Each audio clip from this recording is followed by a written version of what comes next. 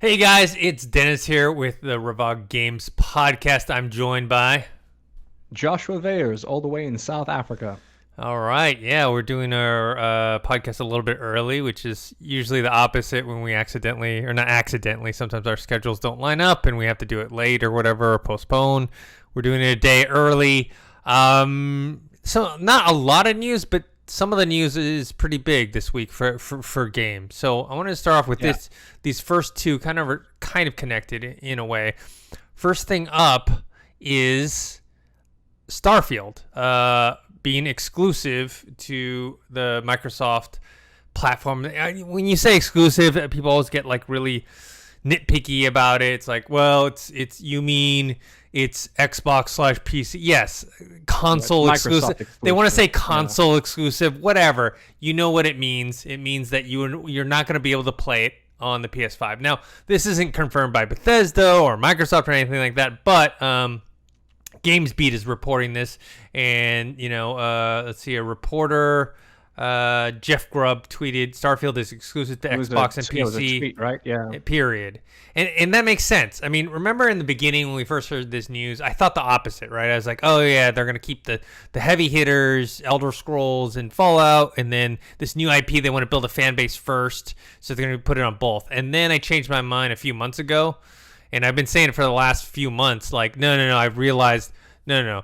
They don't want to piss anyone off, so they're going to put the new IP. Well, not people are going to get pissed off no matter what. But how can you claim to have any type of quote-unquote ownership over this IP if it's brand new? You know what I mean? So putting it on Xbox Game Pass is actually the less offensive thing than putting Fallout or Elder Scrolls. Those two still could be exclusive to Xbox/PC. We don't know. We'll find out. Rumors are that next month for the all digital E3 that Microsoft and Bethesda are going to bring the heat, which we'll talk about in the next topic. But Starfield, new IP exclusive to Xbox. I think this is a very true rumor / reporting. What do you think? I mean, yeah, we speculated this a while ago. It makes sense, People of all the IPs they have, this is the one where people would be less likely to be mad about it being completely exclusive. Yeah, like I said, we knew this was going to happen. To be completely honest, if this doesn't happen, it doesn't make sense to them. It makes sense. Here's the real question, right? Do you think it'll be a timed exclusive?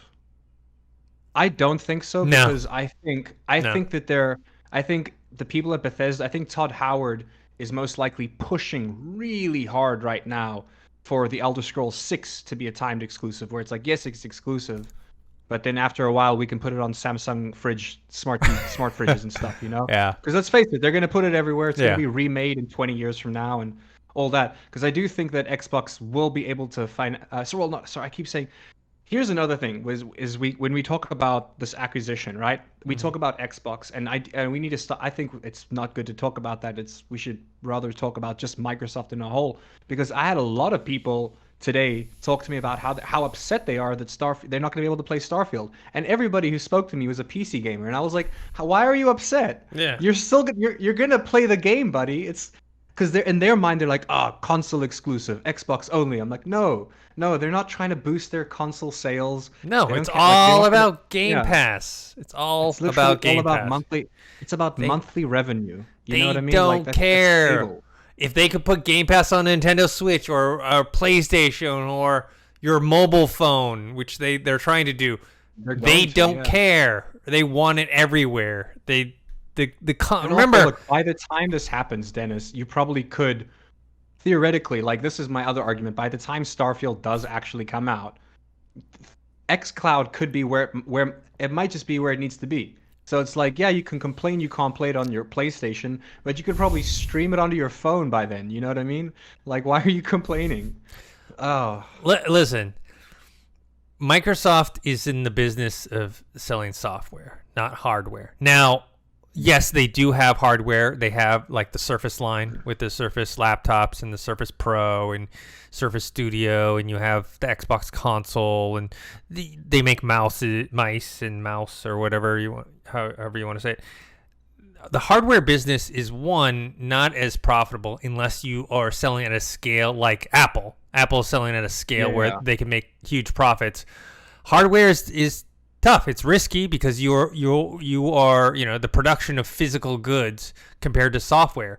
Microsoft is in the business of software. That's why they make money off of Office. They sell their licenses to Windows 10, to PC makers. They in Game Pass, games, that's software. That's what they're interested in selling, or now leasing to you these games.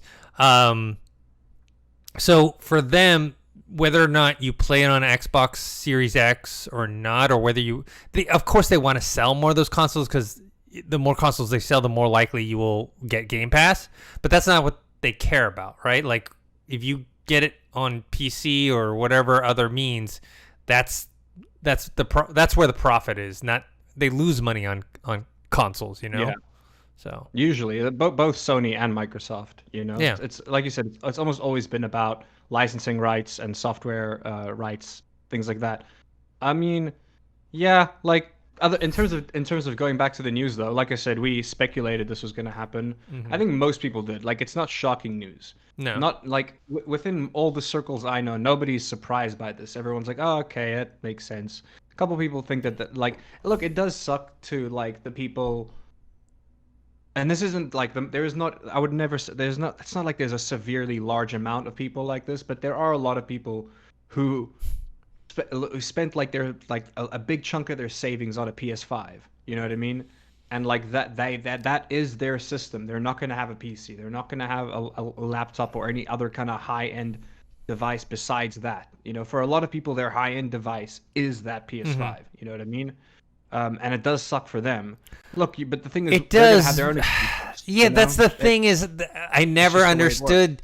We've had this not you and me debate, but we've had this debate with other people. You can't complain about it because it's like complaining. You get to play Returnal.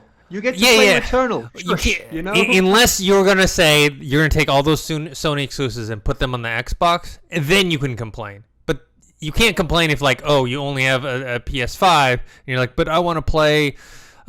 Hypothetically, let's say Fallout and Elder Scrolls and Starfield and all that stuff. Outer Worlds 2 will definitely be an Xbox exclusive. All of those games. Yes, you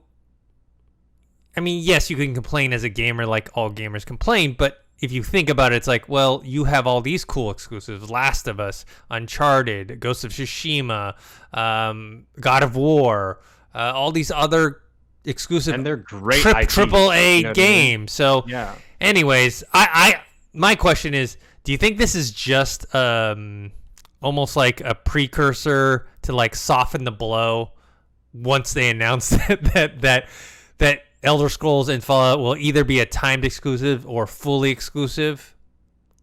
I was gonna say, yeah, because we didn't talk about Fallout, but that's what I speculate them doing with Fallout and with the Elder Scrolls, with those two IPs. Timed exclusives? I see those being like timed exclusives. For those make sense because they can make their money through game sales, which is not something that they're like I said, they're not banking on. They're banking on their monthly subscription services. But I think something like Doom, for instance, that's gonna be full on exclusive. You know what I mean? Like that. Like, I don't see them doing timed exclusives on Doom whatsoever. They shouldn't. I mean, the whole point of getting these cult ones, because when you get cult stuff, that means like the fan base is hardcore and they're willing to buy whatever just to play that one game or that one IP.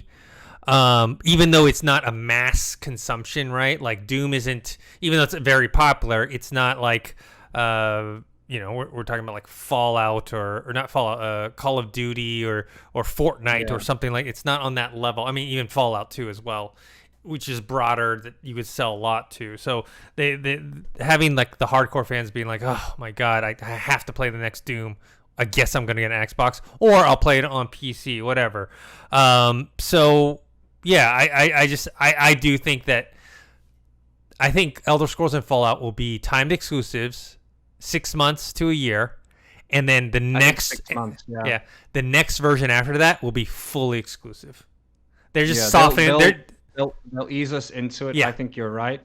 if anything, they might, purely because of Fallout 76 not having been received too good. Great game now, but the damage was done with the reviews. Purely because of that, I think they could get away with making Fallout completely exclusive. Just because of that, the previous bad PR on the game. Whereas with the Elder Scrolls, it would be very, very difficult because there hasn't, like, even the Elder Scrolls Blades was fairly well received. People don't talk about it, but like they have yet to like fail. You know, Fallout V. I'm sorry, I mean Skyrim VR also was received very well. You know, so yeah, I think. Yeah, I don't see them being able. I just think that like it's one of those things where yes, they have the power to make all of these games completely exclusive, but they also are aware of the good PR that they could get from not doing it. You know what I mean? Like by making the Elder Scrolls a timed exclusive, for a lot of people are going to be like, "Oh, look at how nice they are," you know. And Xbox and then Microsoft will be like, "Yes, look at how nice they are." Well, they fucking shower in their money, you know.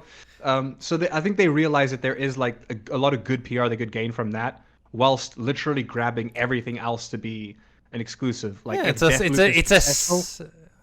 a soft landing or whatever. Yeah. If Deathloop is successful, you bet your ass the sequel's going to be. Dude. It's going to be exclusive. You know? It's going to be exclusive, especially those smaller games. There's no reason, money-wise, to put those across different platforms. You know? Yeah, they've got their contractual obligations for now, but no, that's got nothing to do with sequels. You know what I mean? Yeah. Or even DLC. How weird would that be for the future? If like before a game becomes exclusive, its DLC becomes exclusive. Wouldn't that be trippy? You can own the game on all platforms, but if you want the DLC, only this console has the DLC. That'd be trippy. But anyways. Okay, so anyways, this next story is kind of connected in a way. In an interview with the head of gaming services, Ben Decker, Xbox head of gaming services, he said that a number of unannounced IP are set to blow players' minds, and that Microsoft has invested heavily in new studios because they know that Xbox Game Pass subscribers, even though they love the library of content that they have, what they're most interested in is playing those AAA day one releases, right? Like a Halo Infinite or whatever the next Gears is, whatever Bethesda new property is, like Starfield or whatever, Outer Worlds 2. That's the main reason people subscribe for, which, you know, and this is something they have over Sony, right? Sony doesn't have this, or they're not that they don't have it, they're unwilling to do it. And so he's saying that, look, you haven't seen anything yet. Because right now, look, to be fair, both PS5, Xbox Series X, in terms of exclusives, right now, at this moment, not that great. PS5 has better ones, right? You have the Miles Morales game. You just had Returnal. I know Miles Morales is on PS4, but when I mean that is the PlayStation family. Just like when I say Xbox/PC, PS4, PS5, that's the PlayStation family. So right now, PS5 has the edge on that. And they already have the edge in terms of exclusive titles that are upcoming that have been announced, right? We know Horizon Forbidden West. We know God of War Ragnarok. We know, Ghost of Tsushima 2 eventually will be on PS5. Whatever the next Spider-Man game. Like I said, Sony has tons of great exclusives. We all know this. And Xbox, literally, I think the game that you and me actually quite enjoyed, the Medium, but didn't get too much press, is I think Xbox current only like exclusive, you know. But they're saying that they're going to have a ton of stuff, and people are saying E3 next month, that's when Microsoft's going to drop the bombs. They're going to drop the, like, whether it's like the next Fallout, the next Elder Scrolls, whatever it is, they're going to be dropping the. We already talked about Perfect Dark, but maybe they'll have actual gameplay footage this time instead of a kind of cinematic. A new IP, possibility of a brand new, fresh new IP, AAA as well. Which I have zero speculations on what that could possibly be, because when I see this, like, there's a lot of within that list, there's a lot of unannounced games, a lot, you know what I mean? And within all the acquisitions they did as well, I'm trying to think like who has look, Bethesda's busy. I can tell you that much. You know what I mean? I don't like Bethesda's busy working on the games that we already know about. I'm just trying to think what other studios are free. Like, what else came with ZeniMax as well? Well, they bought who else? They bought like a Ninja Theory. So like Ninja Theory made what, Hellblade? Is that what it is? Which they are going to be doing a Hellblade 2 at some point. Yeah. Fable. We got Fable is coming. Yeah, we got Fable coming down the line. Perfect Dark. I think we're gonna see a lot about at E3. I think Gears, we're gonna see a lot of Fable news at E3. Gears 6. Gears would be good. Yeah. So you know, Gears Tactics game. Yeah, so there's definitely a lot of possibilities. They're just basically saying this is the one. Because remember, Sony is not going to participate in E3 again this year. I think it's the second or third year? No, third year in a row that they wouldn't be participating. Yeah. I suppose they still find more use in doing their own, like they said years ago, they find more use in doing their own smaller events throughout the year by themselves. I mean, in the pandemic, digital age, I don't blame them as much because it's like, okay, it's digital. It's people are, whatever. There's not creating. This is what they said pre. Yeah, well, yeah. What I'm saying is that there was that one E3 they weren't at all. That was all in person and pandemic hadn't hit yet. The digital, part of it's like, okay, I can understand because the difference between doing that separate with E3 is not that much. Where the in-person thing, I think, is it's a great way to connect with fans and to get buzz going on a level of the hardcore, because only most of the hardcore people are going to E3. Spending the money to go there and spend the time to wait in line to play certain games and check out different demos and et cetera, et cetera. So I think Microsoft is like, okay, we're gonna kill it this time. I mean, we remember I was very, very disappointed in the last year's their last what do they call their presentations every year? They had 2 last year, and I was like, all right, here's the because the one I think for E3 wasn't as big, and we're like, all right, the one in the fall is gonna be the one. That's when they're gonna drop the hammer, and then nothing happened. Yeah. Remember? Nothing happened. Yeah. I mean, they showed Perfect Dark, which was cool, but I mean, there wasn't like anything big. But to be fair, they dropped the hammer of the Bethesda thing, I think, maybe a month after. So that, I guess, was the big hammer. It was like, oh, we don't have the games now, but we're going to have the games later. But anyways, Xbox... Yes, for the games, Yeah, exactly. We have the tools. We simply need to use them. Yeah, so Xbox and Bethesda are going to have a joint press conference together. So that is going to be very, very interesting because, I mean, that is... the biggest acquisition that Xbox has made. Let's see. But what are the other studios Microsoft owns as well? Game studios. I know Ninja Theory's one. Well, yeah. One Obsidian. Obsidian that created Outer Worlds. Of course, the RPG behemoth. Yeah. Yeah, and they're doing the Avowed game. They had done previously Fallout New Vegas, and now that Bethesda's in the fold, and Microsoft technically, isn't that weird? I'm still not over it. Microsoft owns Fallout. I mean, I know it's like through Bethesda, and we talk about it, but Microsoft owns ZeniMax. That blows my mind. Like that, they own Doom. Like the property IP of Doom is owned by Microsoft. Fallout, Elder Scrolls, that's what you're paying for, right? You're paying for the IPs. I mean, obviously you're paying for the talent as well that's there, but remember, talent can come and go. What does this say for the Fallout? Wasn't that am I imagining things, or weren't they working on a Fallout TV show? Yeah, with the people Amazon from Westworld. Yep, Jonathan Nolan, I think. I wonder when the acquisition for these IPs happened. I wonder how many of them include movie rights and TV rights and things like that. You know what I mean? Mm-hmm. I wonder about that because I'm sure obviously when that deal happened, I don't think Amazon had any involvement in ZeniMax being acquired by Microsoft. They're just like, well, we're still making our TV show. Yeah. Interesting, but yeah. I mean, what's your take on the whole thing? Just them adding more games in general. Or 22. It's needed. It's definitely needed because here's the thing: Game Pass has got the games. It's got the games. It's got a lot of good games. You know what I mean? But even right now, just like the 3 exclusive games on the PS5, and then if you keep also with the New Horizon game coming out, those games have a lot of character, like a lot of character, a lot of uniqueness to them, and so like there's things about those games that kind of stand out, you know. And at the moment, for me, there are a lot of good games on the Game Pass catalog, especially if you include the EA Play catalog that comes with it, like, but nothing that really like completely stands out. You know what I mean? Especially like in terms of new games.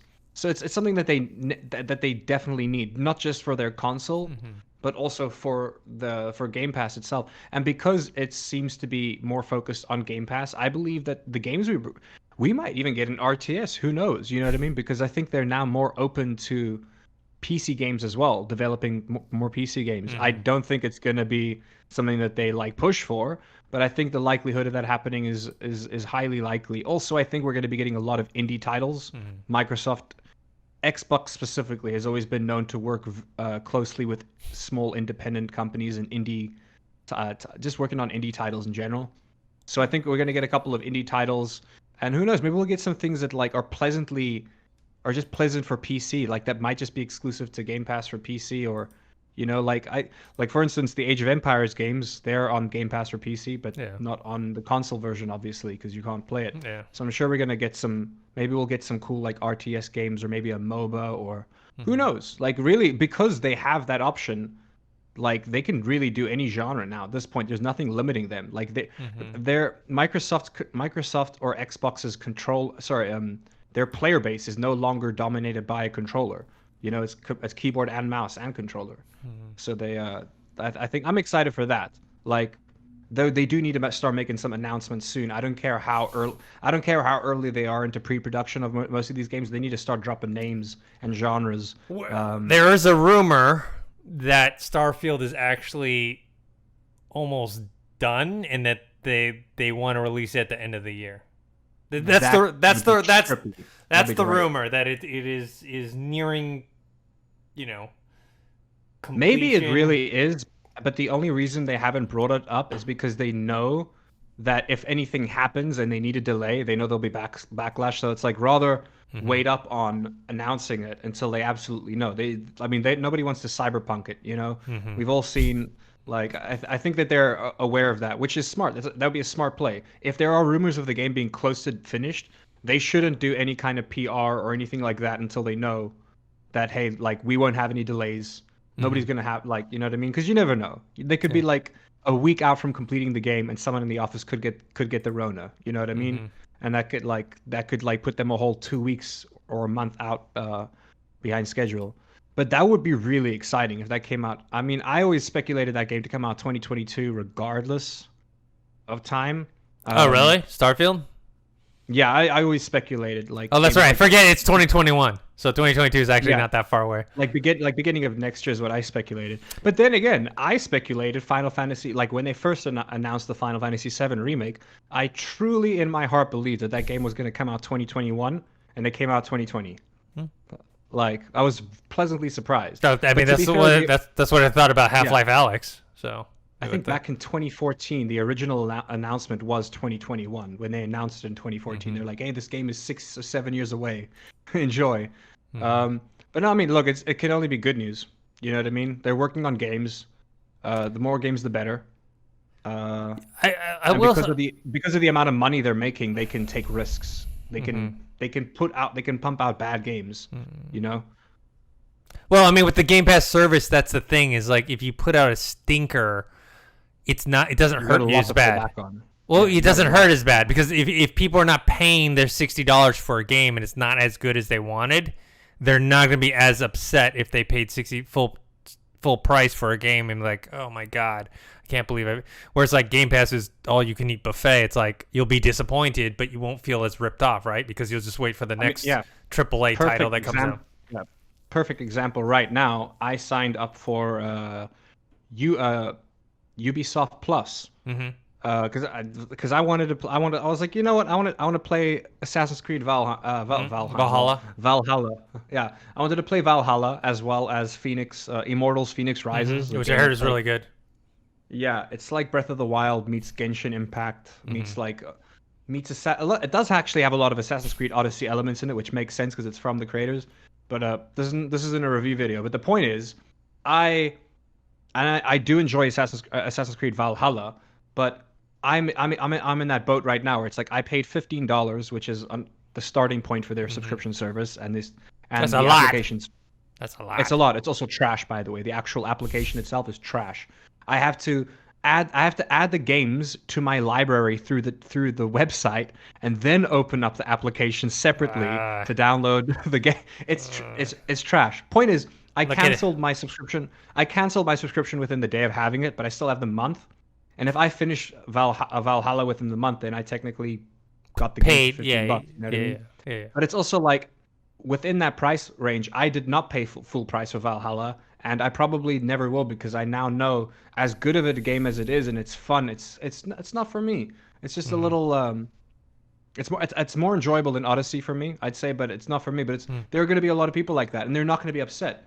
Think about it. If you're paying $10 a month for Game Pass, and they put out the new Starfield, and you're playing it right now, and you're like, wow, this sucks. You're not going to care. You're paying $10 a month anyways. You're a member, you know what I mean? You're already a member. Like, it doesn't affect you. It's good because they're not gonna get nearly as much backlash with it being on a subscription service where people can just like dip out at any time. Yeah, think about it this way. If you subscribe to Netflix, right? You subscribe for a certain reason, right? Whether it's like Stranger Things or The Crown or whatever the big title that you really like. And then a new one comes out that maybe you're looking forward to. And you watch it and you're disappointed, or it wasn't as good as you thought, and you stop watching or whatever. You usually don't cancel the subscription, right? As long as you are consistently getting good enough stuff every once in a while, you will feel that your money is worth it. Now, if 5 series in a row suck that you were looking forward to, you'd be like, well, what am I paying for? I'm not watching any new content. That's an issue, right? Yeah. And the same thing with the games. On a gaming subscription service, you get one bad one, right? You're like, I don't know. Like, let's say you played Outriggers and you were disappointed. Yeah.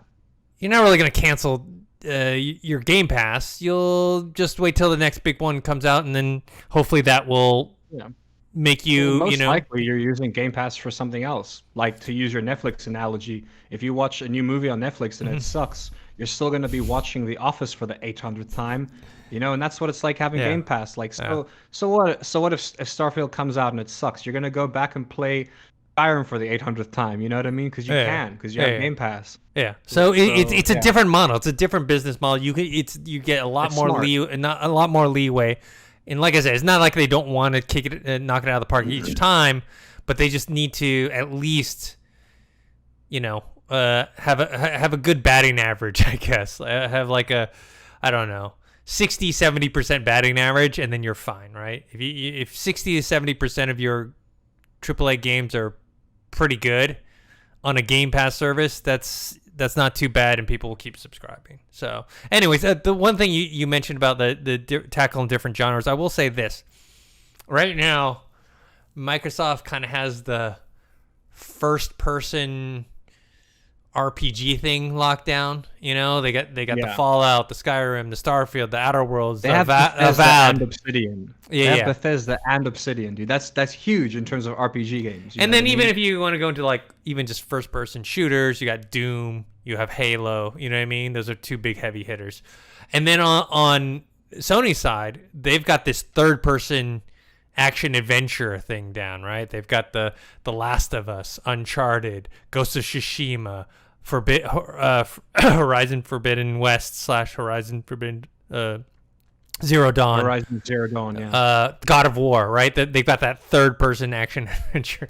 So it's just interesting whether or not Sony will veer into the first person RPG adventure type games, and will Microsoft venture into the third person action adventure game, which kind of leads us to our next thing, which is EA is creating a new studio that is dedicated to open world action adventure and will be led by former Monolith studio head Kevin Stevens, who had looked over the development of Shadow of Mordor. So I'm expecting this to be more of a third-person open-world action adventure game. And to go back to the Sony thing, I know not all of them are open world, but what I mean is just that feeling and that style or whatever. So, what do you think? What do you think about that for EA? Man, I'm actually glad you just brought that up, because remember there was one piece of news that I forgot to bring up just before we started this, and I'm looking for it now because it's got to be here.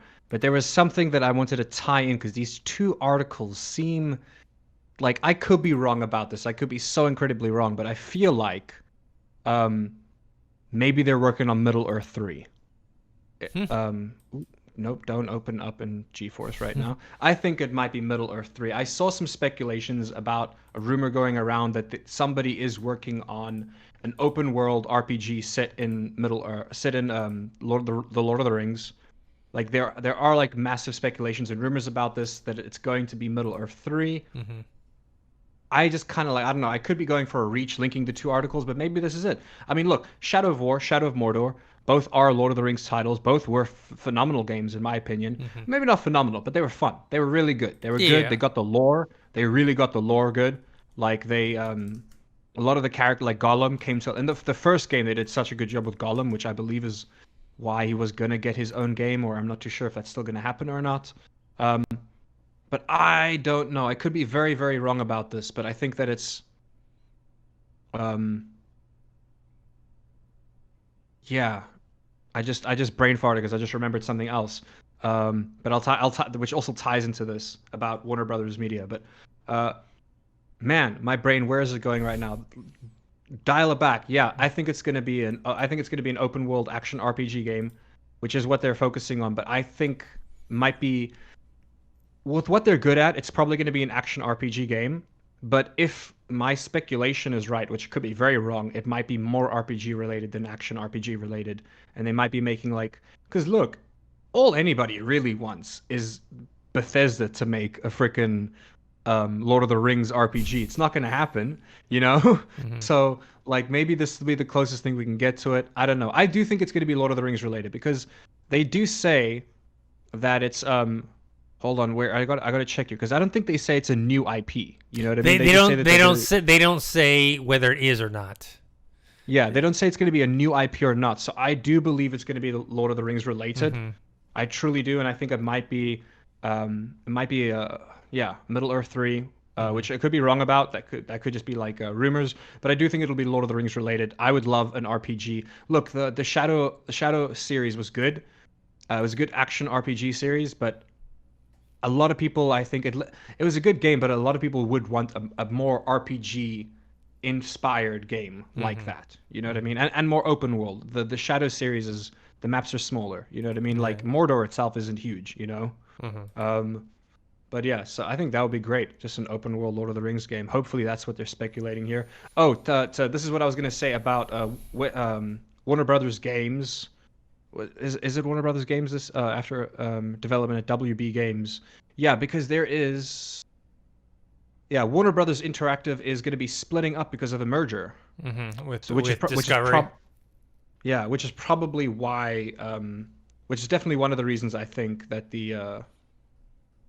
Man, where's his name now? His name's Kevin Stevens. I believe that's why he was why he moved over, because obviously you're not gonna if the company splits up there, you don't have a job, But yeah, I don't know. I thought the two tied in together, kind of. At least the two articles tied in together pretty well. I think so. Yeah, the merger with Discovery. Mm-hmm. Now, hypothetically, you just mentioned a very large franchise, possibly being. What's going to happen to Mortal Kombat now? Being the open world. What if they were working on an open world Star Wars game? Because remember, they have the license. I mean, they don't have the license exclusively anymore. Now it's gone to other places. Now multiple studios can kind of have it. Yeah. Yeah. So I mean, that's always a possibility. They have the door open. Yeah.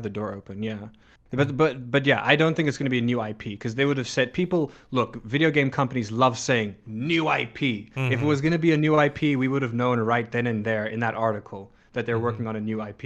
You know what I mean? People never shy away from that. They're never like, oh, they're never gonna hide the fact that they're working on a new IP. That always gets people excited. So they would have said it if it was a new IP or not. So therefore, I believe it might be. I think it's more likely Lord of the Rings related, but it could be Star Wars related, like you said. Yeah. All right.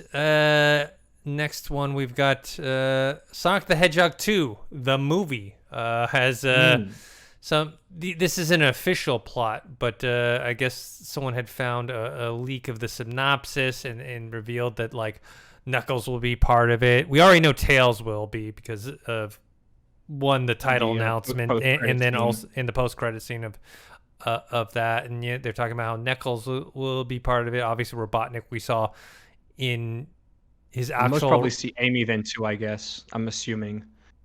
We'll they wouldn't put all the boy characters in. You know what I mean? Yeah. And then like leave out. They're most like if Knuckles shows up before Amy shows up, nah. Yeah. They're gonna put Amy like Tails. We knew Tails was gonna show up first. He's the OG sidekick. You know what I mean? But if Knuckles shows up, like I love Knuckles, but if he shows up before Amy, it just doesn't make sense like chronologically. You know what I mean? In terms of like introducing like the members and whatnot. Yeah. But it also makes me think of future people. Like I wonder if we're gonna get a Metal Sonic. Maybe we'll get maybe in the teaser of Dr. Robotnik is gonna make Metal Sonic at some point. Maybe at the end there'll be like a post-credits teaser at the end of the next one. So the movie's supposed to come out April 8th, 2022, and you know that's soon. It's not that far away, and they haven't moved it yet because you know they announced that like during the pandemic, and they're still set on that. So it doesn't seem like anything has kind of pushed that back. What's interesting, look, I've always loved Sonics, since my Sega Genesis days. Before the movie came out, he kind of had hit and misses with his video game adventures. And honestly, especially when they had the crappy looking Sonic, the scary looking Sonic, I was like, this game or this movie's going to suck. It just looked terrible. Yeah. And then I watched it. Well, one, they made it look like Sonic because I don't know what the hell the other Freakazoid horror show that they created before was supposed to be, but they made him cute. They made him fun. The movie itself, I usually don't like this animation blend with real life type of stuff, but the movie itself was actually kind of fun and funny, and I look forward to a sequel. Is it my favorite movie ever? No, but I was like, yeah, I could see it. And as of right now, that was the last movie I saw in the theaters. More than a year ago. But yeah, the synopsis is fine. For me, it's less about like what we're going to get and more about how they're going to do it. Is it going to be fun and funny again? Or are they going to, have that type of charm? We'll see. At least all the players are coming back. The same players are coming back to the movie. I'm curious about this because this is actually made me think of something else, which is the fact that I think most people would agree that they were pleasantly surprised by the Sonic movie. Yeah. You know what I mean? It was better than anybody was expecting. I don't think after the rework as well, I don't think anybody was expecting it to be bad because Jim Carrey is in it and he was being like old school Jim Carrey. So I knew people were going to enjoy it. Yeah, he was literally, I knew people were going to enjoy it, but people really liked it. It was wholesome. It was a good, family movie. I'm excited for a sequel. I think a lot of people are excited for a sequel. I'm surprised with how soon we're getting it. When in relation, I'm thinking, I need to see the box office numbers on this because I'm curious, because another movie that I thought wouldn't have done so well, but was also pleasantly received was the Pokemon movie, Detective Pikachu. I would have assumed that we would have had, not before the time, but I thought we would have in terms of movie releases, that movie came out way before. I thought we would have had another Pokemon movie before we had another Sonic movie. I just wonder what did better in terms of box office numbers. Let me see. Keeping in mind that Sonic was just before. Well, you know what though? Pikachu's budget was a lot bigger. It was 100. So their profit was less technically. Yeah, so their budget was 150 million.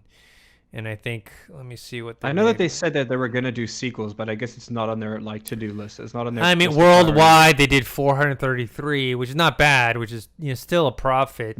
Domestically 144. international 288. So yeah, I mean, it would stand to reason that they would still. Yeah, they're definitely thinking of a sequel, but like I said, it's more. This is more of a comment on the fact that we're getting a Sonic sequel so soon. You know, I think it's also because they realized that people were very happy with the results right away, and it was like immediate. They could look at this. The budget was 85 million for Sonic. Well, that's way significantly less. And it had a domestic opening of 58, which is more than Pikachu. I think Pikachu was 52. Oh wow, yeah. Worldwide, it ended up doing 320, which is like 100 million less than Pikachu. But probably would have done more though if the pandemic wasn't around. Exactly. I caught it right before the pandemic. Yeah. It had a good few more weeks during its run. It had a good few more weeks in it, and it kind of got taken over by the pandemic. So, yeah. Just glad that it's moving along. Like I said, it's not like I'm dying for it, but I will definitely check it out. We'll probably get a trailer soon, actually, if you think about it. Like, well, not soon, but like towards the end of the year, most likely. Oh yeah. I think around fall, end of summer, fall, we'll probably get something. All right, this one, next news piece is not a big one, just interesting to me and other people who are fan of the 2K NFL series. So, if people don't know the history of NFL 2K.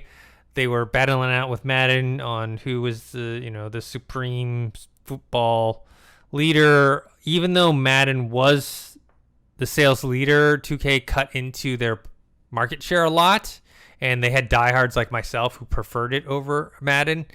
And at one point, to gain more market share, they made their games, I think, $20 at one point. You have to remember, this is like the Dreamcast.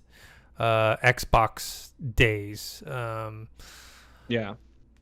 And after that, Madden just bought out the NFL license completely, which basically killed the NFL 2K series. Didn't happen with the NBA 2K because NBA 2K is actually much more popular than NBA Live. Yeah. Much better. But it killed the NFL version, and it hasn't been around for a while. Recently, I don't know how the licensing works, but it's been opened up. Not that NFL 2K can make a game similar to Madden anymore, but they can make arcade games that are very arcadey and not sim-like. Well, I was like, how do you own the licensing to football? Like that doesn't seem fair. But remember, I'm gonna own the licensing to imagine owning the licensing to a sport digitally. That's crazy. But remember, they don't own. It's not that Madden owns football. Anyone can make a football game, and NFL 2K made a game afterwards that didn't have the license. Backyard it's football. Just license means that much. People I don't know. Are you a European football / soccer fan? Are you people play FIFA? They want to play with the real teams and the real players and all that stuff. I mean, that's just how it is. Because FIFA gets a cut of that, I believe. NFL gets a cut of that. Yeah. Oh, true. Yeah. I mean, they got to get their cut. Yeah. It's a business, man. So, anyways, NFL 2K5 is known in the lore as like the best, in some circles as the best football game ever made, American football ever made. But yeah, they're not allowed to make that type of game, so they're making an arcade game. It's been delayed. To me, it's like cool. I like that the IP is back, but I'd rather them actually do, an actual. I haven't bought a football game in a long time, American football game in a while. I haven't bought a sports game in a while. I guess if you count UFC, because I'm totally into UFC, but I haven't bought any hockey, basketball, football type of game in a long. And speaking of basketball, it's actually not kind of. This is definitely tied in. Same studio. You can get NBA 2K21, which is only a year old, for free on the Epic Store. I already got it. I'm gonna download it later, play around. Especially because we made our VR basketball game, Pick Up Basketball VR, which you can find on Steam VR, and we're actually working on a Quest version right now. But anyways, just to play it and just see what kind of features we can kind of bring over, because some things translate well to VR, some things don't, and just kind of see what's in there and what can actually be turned into a VR version of it. But anyways, but that's until May 27th. So one more week. We spoke about this last week with the mystery game, what it could be. And here's the thing, funny enough, and I guess we have been spoiled for this. A lot of people are disappointed in the mystery game. But it's only if you consider the fact that the previous mystery game last year was GTA 5, which I downloaded as well. Arguably is a much bigger game. Oh yeah, I mean, it is. But like with this one as well, it's also nothing surprising because I got 2K21 for free as a PS Plus game a while ago, like back in January, I think. So it already they've already made deals to like go free with other places. Which, look, they make their deals from microtransactions. It's one of those games where they do make a lot of money from microtransactions. Therefore, it is very easy for them to, if they wanted to, they probably could go free to play. They never will. But that's why they don't take a hit by making these deals. It's just profitable for them. They get a bigger player base. That's more money in their pocket. Man, I suck at these games, and I actually downloaded I downloaded it on console a while ago, and I really wanted to get into it, but I at some sports games, Dennis, I just suck. To the point where it's racing games. That's me in racing games. It's not even enjoyable. Like sometimes you can enjoy a game even if you're bad at it, but sport games are not that game. That, you can't play FIFA if you suck at FIFA. Even on multiplayer shooters are that way too. Whether it's battle royale, whether it's deathmatch, anything competitive. Anything competitive where you're not good at. It's just not fun. Like the only game I'm like decently well at in terms of like competitive wise is Halo, and even then my skills probably have fallen off significantly since I haven't played it in a while. But other than that, it is free for the week, so definitely snag it if you are on PC. Yeah. All right. That's it for me. I know you have a few kind of smaller stories that you wanted to talk about. One that's like fairly worth mentioning because they just finished. As we were recording this, probably it'll have been a couple of hours by the time this is uploaded. But as of this recording, they just finished a live. Wow, I'm blanking on English Overwatch vocabulary. There was a stream. There was an Overwatch 2 stream where they announced a lot of things. They showed off some things with regards to that. And it seems like they've made some changes here. First of all, Overwatch, which was a 6v6 game. Before going into this, I would like to point out that I actually didn't get to play a lot of the original Overwatch. And by the time I finally got a craving for Overwatch, it kind of like died out and I had nobody to play it with. It was one of those games where it just seemed like I would enjoy it more playing with a mouse and keyboard rather than a controller. So I waited till I had a PC, and now I've got a PC. And it's not that the servers are dead, it's just I don't know anybody playing it. But that's a preface going into this. So I don't know what 6v6 combat must have felt like, but right off the bat, going from 6v6 to 5v5 makes sense to me in terms of communication. It's already fairly difficult to communicate and strategize between 5 people. To do so between 6 people, I can only imagine how many people are talking over each other, how many people are yelling.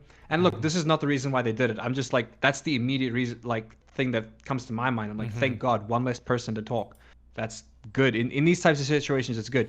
But it seems that they've mainly done so for strategic purposes because we never covered this news, but a while back there was a bit of backlash regarding the game's balancing issues, which were that a lot of the tanks were too OP. They were too overpowered, and the abilities that the tanks have. So what they've done is they've now limited, by moving to 5 players instead of 6 players, they've now limited that each team only gets 1 tank, which really does change the gameplay of the game because for most places, when you had 2 tanks, you could pretty much like just run and gun. You know, if the 2 tanks knew what they were doing, you could pretty much just run and gun. So by removing a tank, they've made the game a lot more strategic. You can't you actually have to think about how you're about to take corners and angles and things like that. Like you gotta strategize with your team more. Giving it look, Overwatch is never gonna be a tactical shooter, but it gives it those elements. It gives it these strategic elements of a tactical shooter.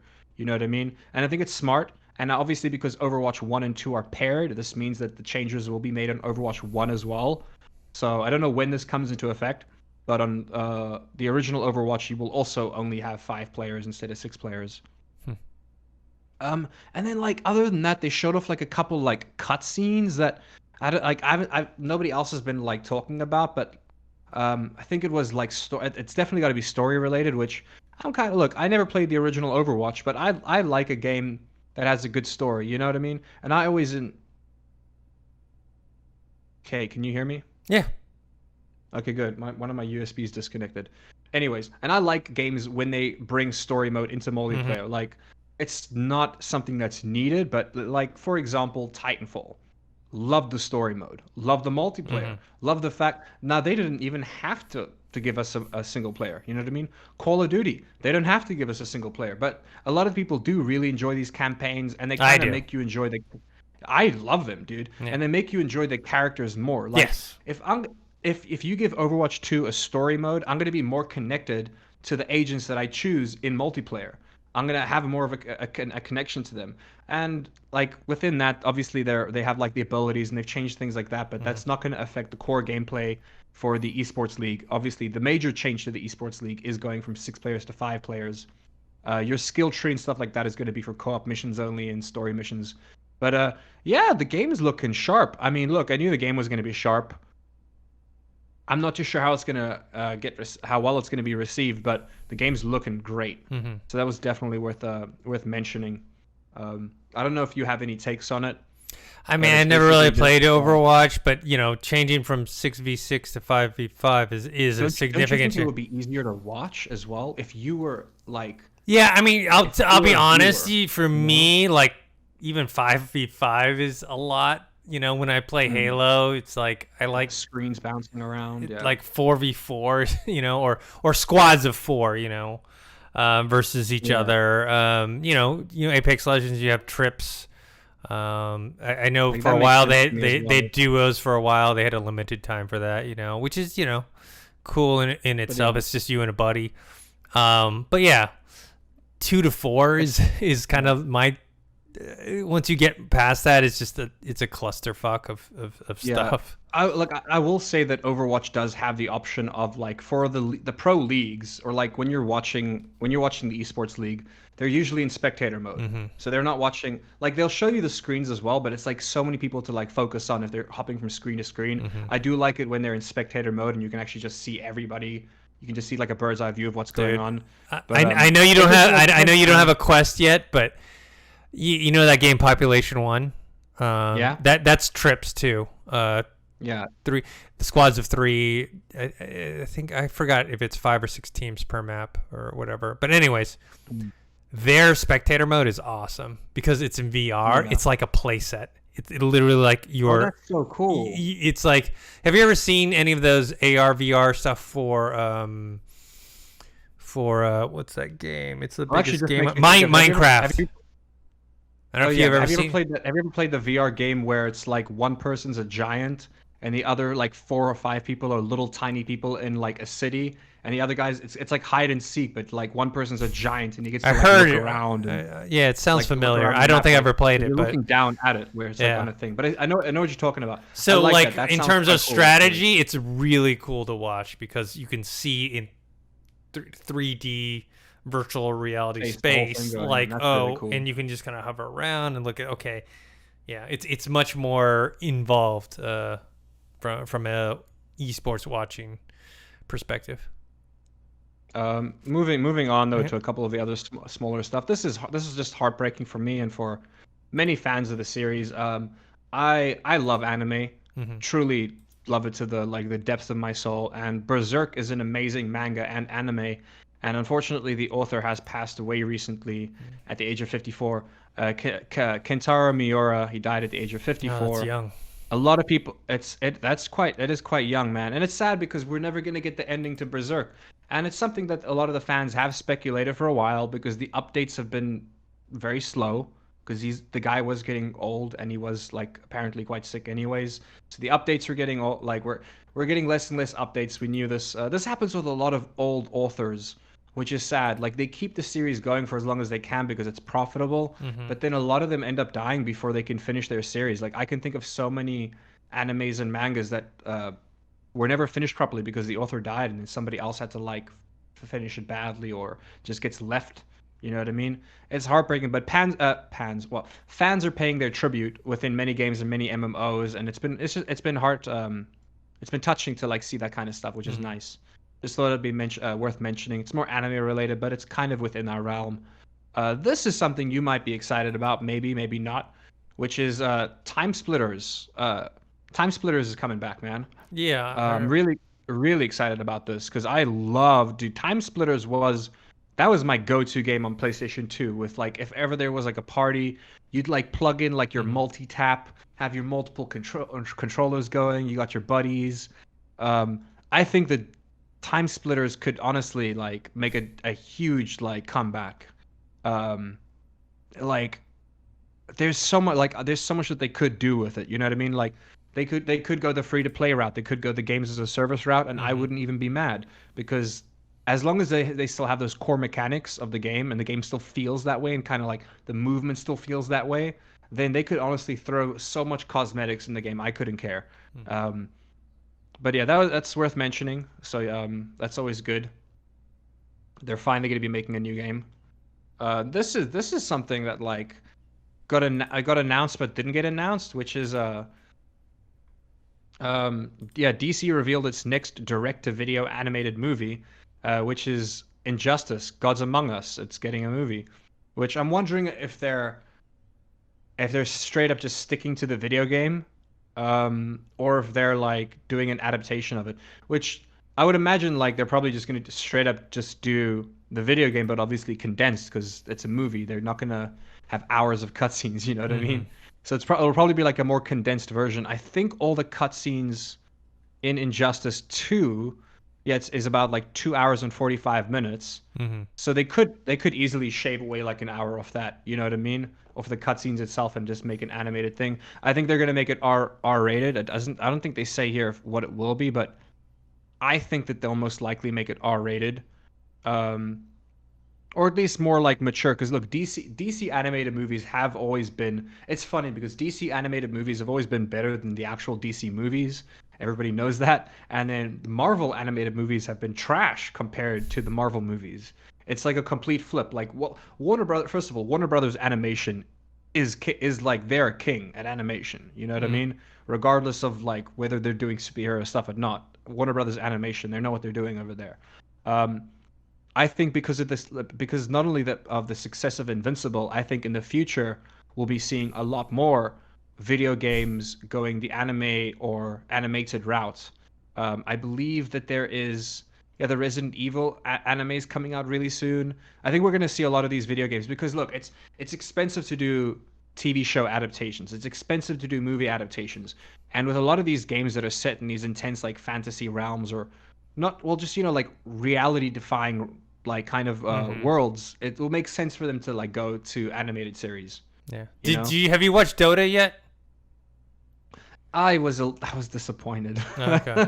I don't want to say it, but I was disappointed. It's not bad, don't get me wrong. It's just like yeah, it's got the Dota characters, but it's like I don't care, you know?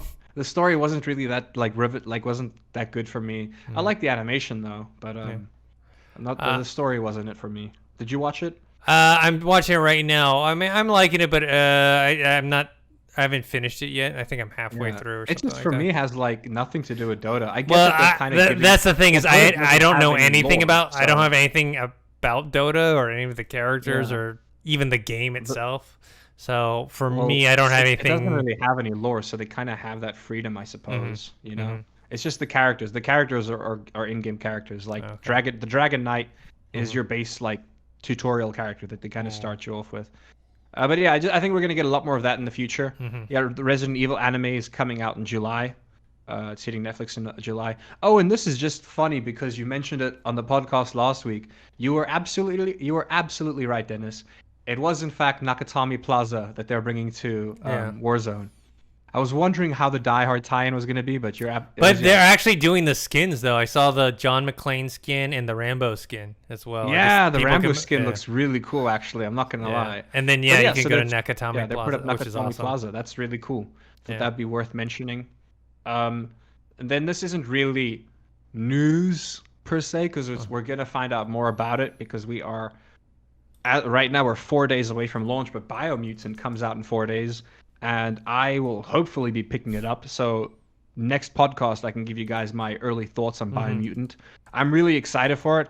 It's like with all the recent gameplay that I've seen and like the character creation and all that, I'm really excited for it. It's the game comes like the combat comes off a lot more cartoony than I would like, but I kind of like it. It gives it character. Like your guy is very nimble.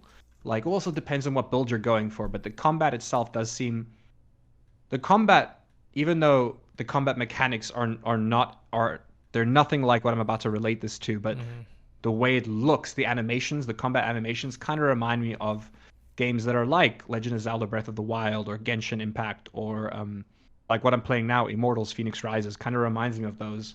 Where the combos look cool no matter what you're doing, you know, but you're probably just smashing the same button. It looks fun though. I'm looking forward to it. So yeah, Biomutant comes out in 4 days. I think we're going to see a lot of reviews coming out within the next few days. Deathloop is coming out tomorrow. Yeah, Deathloop's coming up soon. That's that weird timed exclusive for PS5 that even though Microsoft now owns. Yeah, I just said if it does well, the sequel will most likely be exclusive. Yes. Deathloop, I have not high hopes for Deathloop. I think it will do well. I don't know if it's going to sell well, but I think anybody who plays the game will enjoy it. You know what I mean? It just looks fun. I like the idea of it. You know what I mean? And the co-op elements and the multiplayer. It seems I don't know. It seems fun. Seems like it has like a fair amount of replayability as well. And it's just going to be good for PlayStation people to have another game. You know? Yeah, Ratchet and Clank is coming out on June 11th. Rift Apart, exclusive for PS5. You had talked before, Back for Blood is coming out on June 22nd. That's the basically spiritual successor for Left 4 Dead. This game, my God, it's been taking a while. When we went to E3, we were very excited to see the demo and the preview and whatever, and I haven't really played any of the Lego Star Wars games, but the Skywalker Saga, where it's like encapsulates all of the movies and all of the locations. Oh, wow, it has been a while since they've announced that as well. Yeah, and I thought it was going to come out last Christmas. Actually, no, earlier than that, because we had played it the year before, not last year, the year before. Or not played it, but I think we watched the demo. It must be like from the ground up then, because what I assumed when I heard this announcement was I assumed it was just them taking all the Star Wars games that they have already done through the Lego world and just bundling them all together. No, ground up. But yeah, from the ground, that'll be exciting. So that's why I'm looking forward to it, because it's brand new. Battlefield, like we said, they'll do the reveal next month, and then probably coming out this fall or winter. Halo Infinite as well. So. For Horizon Forbidden West, a lot of these big titles now don't have like set dates yet. I think everyone's. I'm looking at this God of War still saying it's 2021. I do not. I don't believe it. I don't believe it. I don't believe it unless they're reusing resources. I do not believe it. No, I don't believe it either. But yeah, I think once E3 hits for 2021, we will get a much clearer idea of what the end of this year looks like and. Quite frankly, whether or not, it will determine whether or not I'm going to pick up a next-gen console, because right now, like I said, not motivated to get one. Our PCs are fine as well, Yeah, I'm just not, nothing. Horizon will eventually, I mean, I'm really stoked for Horizon, the next Horizon game, but eventually that will be on PC. Yeah, I mean, if you can wait. I haven't played the first one yet, Probably so I don't take know. 2 years. First one's great, Dennis. It really is great. Like it's even if you don't enjoy the game, like the story will get you hooked. Like the story is really original, and it grabs your attention. You want to know more. You're always doing missions to find out more about the past and what happened, and it does a good job. Also, just great voice acting from the lead actress. Cool. I don't have anything else. Do you? Yeah, that's all I got. Cool. All right, guys. Thanks for everyone who's been watching or listening. Actually, you know what? One thing, if you are this far, you probably actually, are a frequent listener to our podcast or watcher. I want to bring back the questions, the viewer questions. Yeah, so that'd be quite cool, actually. If you have any questions, tweet at us at Revog Games, and then we will start answering them on the show. So yeah, if you're in our Discord server, you can also ask them there in the general section. We'll take note of them. Well, actually, we have a podcast section. You can drop the drop your questions in our podcast section on the Discord server, and we will I'll prioritize those because I'm on Discord 24/7. Yeah. Yeah. So Twitter Twitter or Discord, either one is fine, and we'll answer them here. All right, guys. You can find me on Twitter at ThinkHero, Instagram Dennis.tzng. Subscribe to this YouTube channel, youtube.com/Revog. Our podcast for us every week is on Anchor.fm, but I think if you just look in Spotify or anything, also we put the link if you're on YouTube in the description below. Josh, where can people find you? You guys can find me on Instagram at josh.toki. You guys can find me on TikTok at josh.toki. And you guys can find me streaming on Twitch at josh_toki.